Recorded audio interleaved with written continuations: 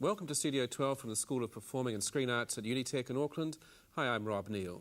In today's program, we're going to explore one of those widely held perceptions, and in this case, it comes from the area of business.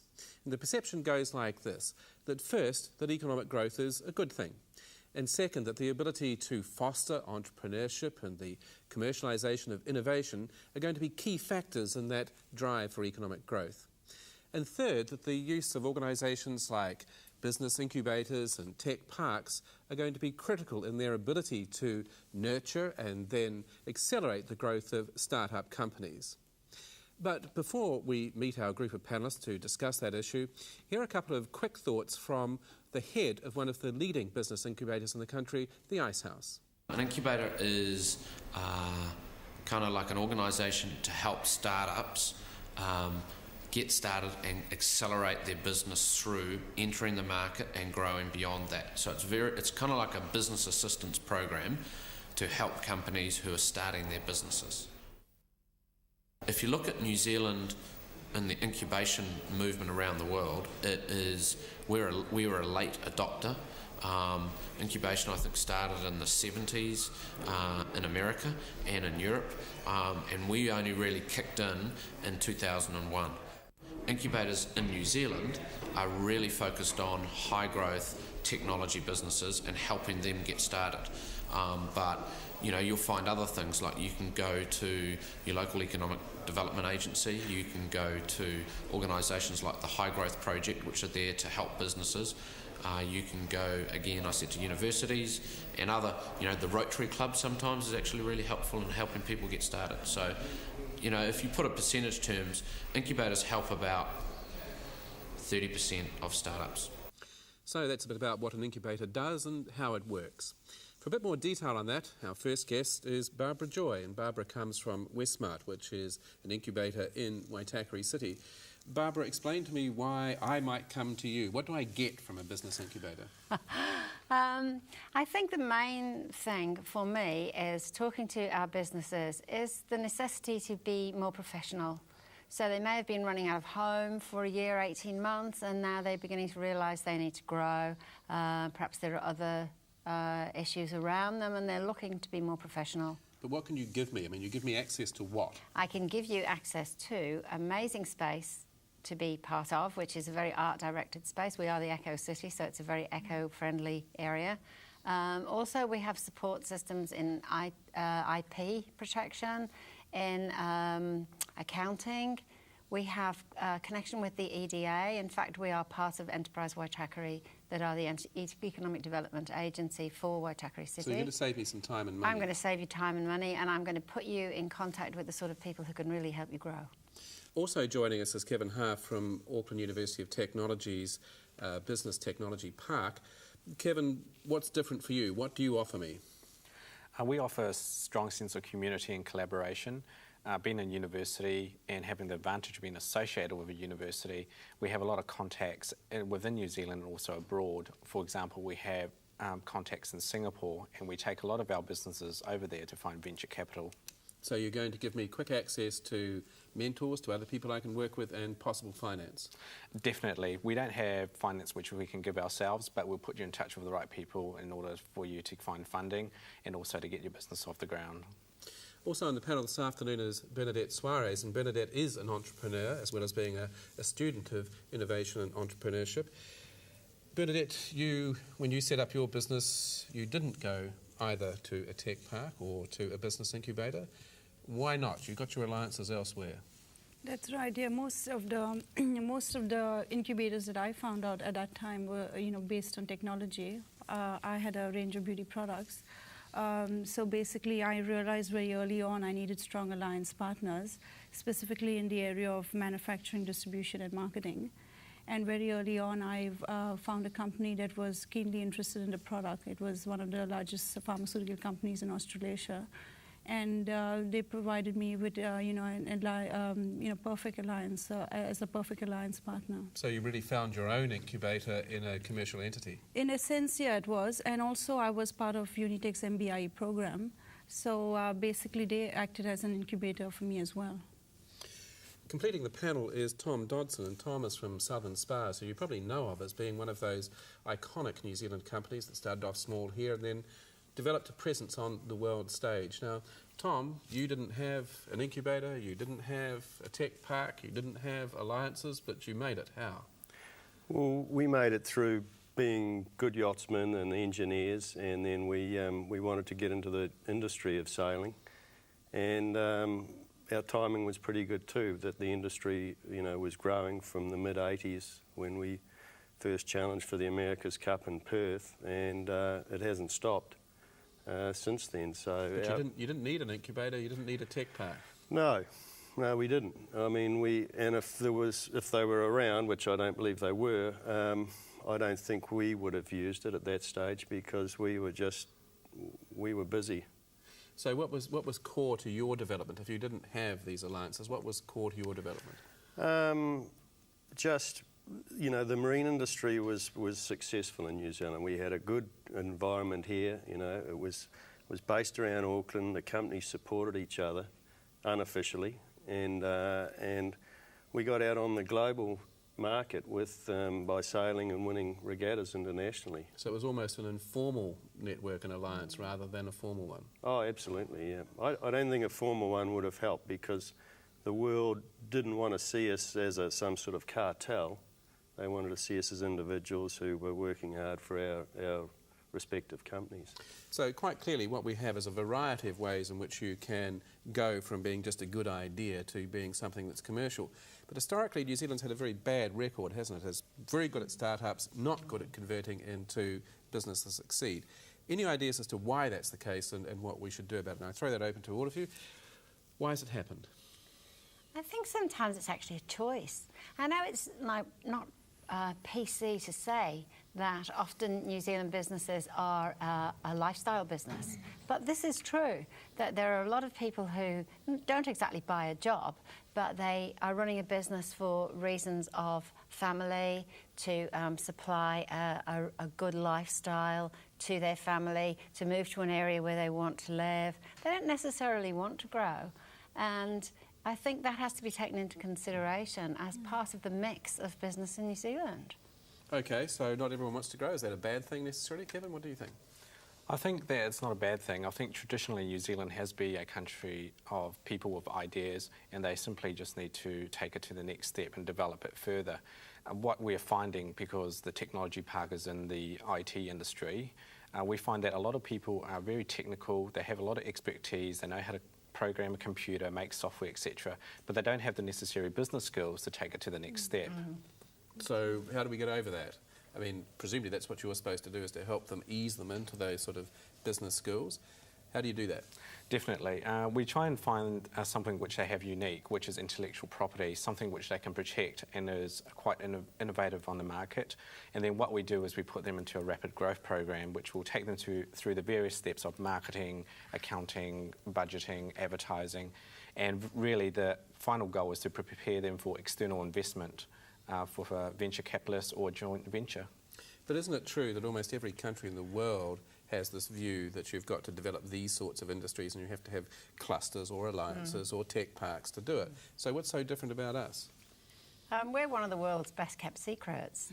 We actually are all entrepreneurs and all the amazing creative people that you can possibly imagine. I have people coming to me with stunning ideas, but often they have an idea, not a business, and that's where we actually can come in and give them some guidance and perhaps say to them, well, yes, that's a fantastic idea, but you're going to need a little more than that idea. You're going to need perhaps supporting evidence, you're going to need a little more, maybe a few more ideas to add to that. So we get them at the very, very, very beginning. Because we're an enterprise development agency, people walk in off the street with their ideas to us. So in a way, we've got this fantastic peephole on the very beginning, and we can help them from there on to whichever stage they want to go. And then we can actually pick out the people who we think will benefit from the incubation process from that. I mean, that's all nice and sort of folksy, but don't we as a country actually need these people to convert it into bigger businesses? Totally. All the research indicates that these entrepreneurs are good at creating jobs, but as a community, don't we need them to go a bit step further rather than just having it as a lifestyle? Oh, totally. I worry about the aspect of people wanting to start up businesses because it's a lifestyle experience for them, and you know, we have a high failure rate of startups, and to me, you know, the message from there is that people are getting into businesses that they shouldn't be getting into. They also then, you know, they have assistance through an incubator or somewhere, which then drops them at a critical stage. You know, everybody thinks once a business gets to a certain volume or critical mass that it's going to be fail-safe, and that's not the case. People who are in business, there wouldn't be many around who haven't had times when they've thought this is a bad lifestyle and this is a lifestyle I'd rather be out of and earning a salary or a wage. And, you know, I suppose it's the Kiwi thing though, you know, the number 8 fencing wire, the entrepreneurial spirit. We don't want to knock that out of people either. But if we like that spirit but we don't convert, what do we have to do about it? I mean, in your case, what convinced you that you were going to go and become an entrepreneur? Oh, I think I've, you know, had it in my blood, as you would say. I've always, you know, wanted to, you know, I knew from a young age I was a very entrepreneurial. I was always wheeling and dealing, as you would say. But the other thing is, I believe, like in New Zealand here, we sort of lack big vision. And perhaps that's one of the keys as to why we're not growing big global businesses. What does that mean? Because we live in a small country, we sort of think small, we think of selling to 4 million people. We have no idea. I mean, I think I've got an advantage in that sense because I've come from a big country like India with over 1 billion people.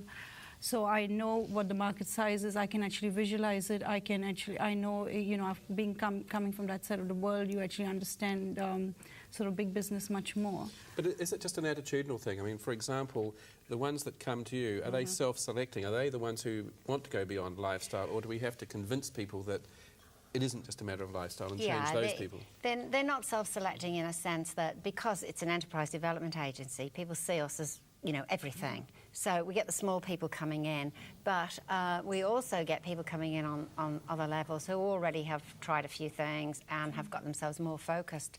So I think that what I'm trying to do is give you a whole picture of what happens. And the people that are selected go through quite a stiff selection process to get into an incubator. It isn't just, I've got a great idea, can I move it to that office over there? There's a whole process. We have an advisory board. And if you want to come into the incubator, you will go through a process of giving us a plan, business plan. You will give us some kind of interview. You will go through the advisory board channels before you're actually accepted. And then it will be a 3-month acceptance. But you've got something like, what, 8 businesses there? Now, do you consider that you are a successful incubator? We are getting there. We are fairly new. And we're nowhere near at the stage where we're exiting anybody yet. So we're observing growth at the moment. We're nowhere near exit. So you don't know whether you're successful or not? Well, we know by the growth of the people who are in there. That's the only way you can actually judge yourself while you're in this stage. So you can see these people reaching out, their ambitions growing. We have a very strong process of a 6-month action plan, which these people do with me, and we come back every month together and see where we are on that action plan. So are all those 8 people growing? Yes, indeed. All right. Kevin, do you consider that your tech park is successful? We're definitely meeting the government targets which have been set. Which are what? At the moment, the government requires incubators to graduate at least 2 successful companies each year. By that you mean get to the stage where they are strong enough to leave the incubator? At that stage is whether they're strong enough to leave the incubator or they have found significant outside investment in their business plan and their company, basically. Okay, so if we see this as something that you both see yourselves as successful, New Zealand's somewhat sort of late to this movement, isn't it? Why is that, and what are the trends overseas? Any ideas? I'm not sure why it's late. I think perhaps New Zealand has been looking at other countries for a long time, and perhaps the decisions on a higher level have been to wait and see how the program's worked out. But you'd have to say that almost every country has them. Yeah, absolutely. And But I think some more so than others. So, for example, Singapore's got about over 40 incubators, and that's a smaller landmass than New Zealand. It's about the same population size. Definitely. But the amount of money which they pour into their incubation and technology park programs over there is phenomenal. So they'd have 40 and we'd have 15 or so? Yes, that's correct. Only 15 incubators.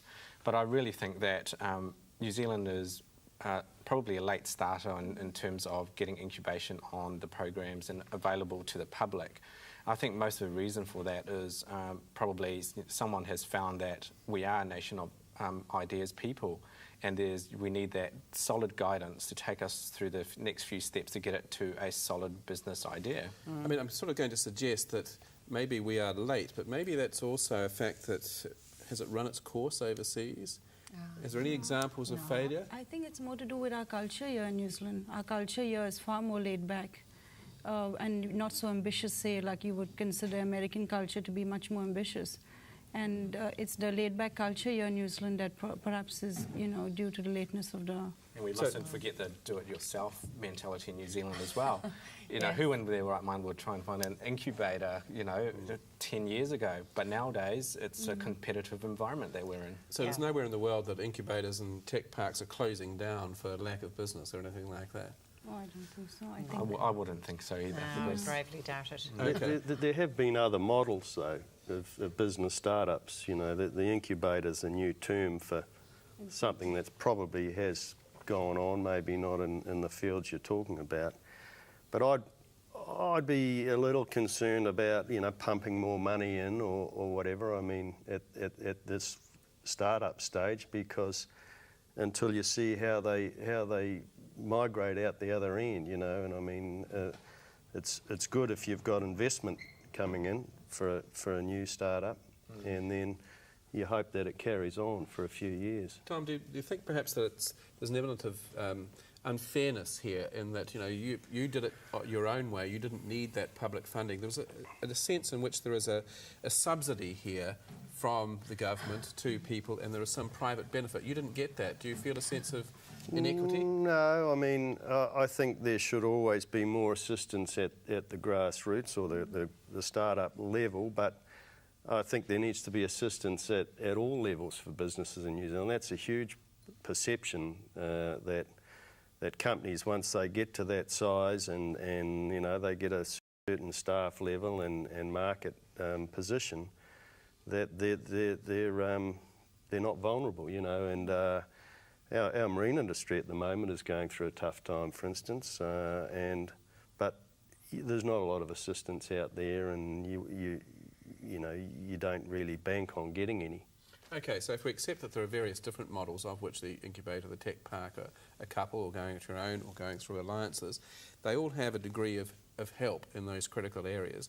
I get each of you to sort of isolate what those critical areas are. What is it that entrepreneurs need to go from innovation to commercialisation? Kevin? I think entrepreneurs need a lot of guidance.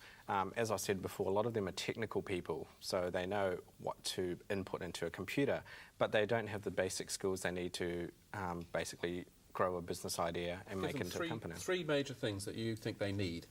I think business guidance, collaboration with other people, because you can't build an idea by yourself, and also a solid management team behind their business idea. Barbara, I'm going to ask you to pick up on that. I would agree with everything you're saying there. And for me, a lot of it is the alliances and the community. Networking and meeting other people and being introduced to people that are maybe a higher level than you in the areas of financial help, in the areas of marketing. It's like opening another world for people. But you have to have at least an incubator or something like that. Can't you just all be in the same area and go to the pub? Well, that's a good idea. No, I think that there is a case to be made for a place that people go to. And it's also, we run a lot of seminars which we invite the general public to, along with local businesses, so there's a kind of awareness in the world out there of what's going on. And it's a kind of education process between the business, the outside market, the government programs. Just addressing some of Tom's concerns, there are other programs at different levels of business. We're kind of talking at the area that we're in, but when you exit from an incubator, it isn't just, oh, well, goodbye, we won't see you again. even the people who have exited from our incubator for reasons like relocation, we actually still have them on our database. They're still part of our wider community. They can come in and use our meeting rooms anytime through a booking system. So we're actually supporting them on many levels and will continue to do so. But you all seem to be saying that this idea of community and support is what's needed to make that transfer from just a good idea to a good business. Correct? Yeah, I think collaboration in some form. So obviously when you talk about an incubator, you're talking about more networking side of things. When you talk about the structure that I went through was the alliances. So it's collaboration really in a different form. And I think that's definitely a requirement to grow a global business. But okay, we've got sort of 15 incubators, a couple of tech parks. Is that going to be enough to change what is really quite an awful statistic in terms of the low conversion rate? Surely we need more than that. I think it's still early days. Yeah. So it's a matter of sitting back and doing what we do best. And really, it has to take a set-in period, basically. So incubation is quite a new industry in New Zealand. It's only been running about three years, and really there's that certain time frame in which we need to find out are we doing what we're meant to be doing, and results will come, but it will take a bit of time to basically get everything right.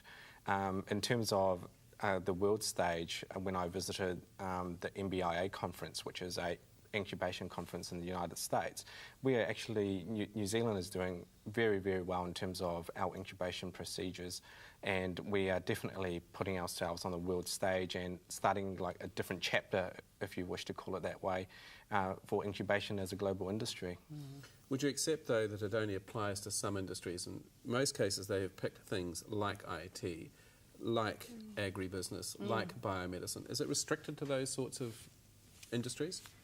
Well, where we are, it's not. I think that what has happened and what in my opinion, should possibly develop from the Incubation Association, which is extremely strong, and we're really very supportive of each other, is that we will probably end up specialising in different areas, and companies will be sent to where we think is best for them. And we have that wider creative aspect, which is not IT and is not highly technological. So if you look at the incubator industry in the States, for instance, it runs from high-level technical businesses right down to an incubator in the main street, which is for the arts or something like that. So you're essentially saying that specialisation of the incubator is a success factor as well? Well, it could be. There is a fashion incubator in Dunedin, for instance, which is very successful. Bernadette? I think there's a real point to be made there with industry-specific incubators, because the thing is, when you're industry-specific and you're, say, like the fashion incubator in Dunedin, they can collaborate a whole host of suppliers, marketing networks to actually channel, distribution channels for actually helping the product to move along. So, I mean, that's the key, to business in the end, to the success of it, is you might have a great product, you might have it looking great, but if you don't have the market to sell it to, you're in trouble. So that's what industry-specific incubators can help you with, finding the market. But is there any limit to the types of industries that can be treated this way? There has been a focus. Yes, I accept that it has been in creative as well. But is there a limit to the type of industries that can benefit from this type of treatment? At the moment, I think the focus on most incubators is on technology. Mm-hmm. There's a lot of technology incubators in New Zealand at the moment. Is there a reason for that? The reason for that is because I think that there's starting to be a recognition in the global market that New Zealand has got a lot of talent, and we do have a lot of to offer to the outside world. Definitely in that area. The arts are slowly getting up there, I must admit, with the latest like fashion and like there's Karen Walker, etc. Okay, can I ask you also, do you think that the opportunities now are greater simply because, if you like, the globe has shrunk? You look at something like IT, it is a global market. Even fashion is probably a global market. That now this is becoming much more possible? It's definitely much more possible, especially with things like the internet. You don't have to be in the United States in order to trade there. You definitely just set up a website and away you go. So I think New Zealand, as someone mentioned before, is a small country, and we're like, you know, the Pacific's little hidden treasure. There's a lot of talent and there's a lot of innovation happening in New Zealand, and people need to know about it. Okay, now we need to unlock this and we need to get the conversions. I'm going to ask you with one last question to just give me one idea of what you think is the one thing that you would like to change that's going to improve this conversion rate. So let's start. Tom, what do you think is the one thing that you would like to happen? And you're not allowed to say the government give a lot of money or send up venture capital funds. No, to move it from the end of the incubator to business success. You know, mentoring is a good idea, I think, because a lot of us make mistakes, which can be terminal sometimes. Okay, Bernadette, your one thing that you would like to change so that you could improve the conversion rate. I think one thing that I'm also very passionate about is business skills. And I think a lot of business, especially in the last 2 years of being in business, I've noticed a lot of business lack business skills. What I mean by that is all their business skills are like 30 years or 40 years outdated. So they're not up to the current trends of what actually is happening on the global market. And, you know, that's why I was very passionate about joining the MBIE to update my business skills, because I think that is one thing that could actually make us very competitive on the global market. We need to know more about how it operates. Absolutely, and keep up with the latest marketing trends, keep up with the latest in finance, keep up with the latest in distribution, just, you know, and everything. We need to really know exactly what's going on right now, not how we did it 10 or 20 years or 30 years ago. And a lot of businesses are relying a lot on how they did it in the past. I mean, that might be good, but that's not necessarily the best. Kevin, your one idea for how we're going to change the world and go from being, if you like, a small little gem to world dominance? I think that people really need to have a passion for the business that they wish to run. New Zealand is a country of ideas. There's a lot of entrepreneurial people out there, but there are different types. There's a type which is in it for the lifestyle, but then the distinguishing entrepreneur is the one that has a real passion, who won't give up and will simply give it a go, and if they fall off the horse, they'll get back on. Those are the people which will make it in the end, and those are the people which we need in New Zealand to drive through those business ideas onto a global stage. And are they there, or are we all just doing it for lifestyle? The majority, I would say, are doing it for lifestyle, but there is a growing trend, especially with all the business assistance programs out there now. We're getting a lot more serious people coming through, and I believe that there will be a difference in New Zealand soon. Barbara, the last word to you. What's the one change you would like to see? I have a little selection. Passion, commitment, long-term vision, and the desire to upskill. And as you said, Bernadette, is to go out and look for a way to get those skills. And your sorts of organisations can show them the way? Of course. Okay, so quite clearly there is a need for passion, there are a need for some ideas, there are a need for some ways to be of assistance, but there is one common factor, and that is a widespread belief that we need to improve the conversion rate so that more people with good ideas end up having good businesses. That's Studio 12. Thank you very much for being with us.